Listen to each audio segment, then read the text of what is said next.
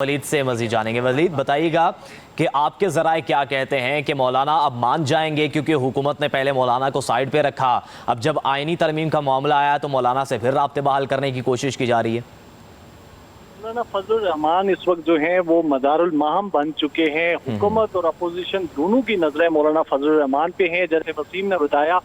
कि जो वफूद यहाँ पे मौलाना फजलुर रहमान की रिहाइशगाह पे आ रहे हैं, तो ये उस एजिटेशन का मुजाहरा है हुकूमत की जानिब से, खास करके कि अगर किसी और सूरत में हुकूमत को ये लगता हो कि वो अपने नंबर गेम पूरा कर सकती है तो शायद मौलाना फजलुर रहमान के पास इतने वफूद जो 8 और 5 वोट्स हैं उनके लिए ना आते। लेकिन हुकूमत के लिए भी इस वक्त डू एंड डाई की सिचुएशन है,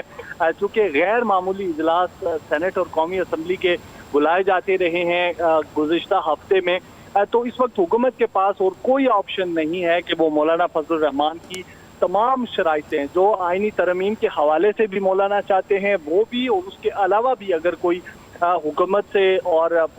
जो मुक्तदरा है उससे मौलाना फजलुर रहमान अगर नाराज हैं तो उन तमाम चीज़ों को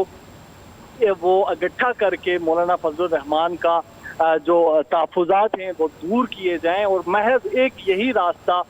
इस वक्त हुकूमत के पास बचता है कि मौलाना फजलुर रहमान को जो है वो राज़ी कर लिया जाए। इस वक्त तक की जो सूरत हाल है, चूँकि अभी मुलाकात जारी है और अब चीज़ें जो हैं वो थोड़ी मज़ीद खुल के सामने आना शुरू हो गई हैं। चूँकि हमने देखा कि जैसे वसीम ने बताया कि तमाम जो पार्लिमानी पार्टीज़ हैं उनके इजलास भी हो रहे हैं। पीपल्स पार्टी ने भी अपने तमाम जो अरकान हैं उनको ये हदायत कर दी है कि वो इस्लामाबाद में रहें और सेनेट और कौमी असम्बली के जो सेशंस हैं उनमें शिरकत करें।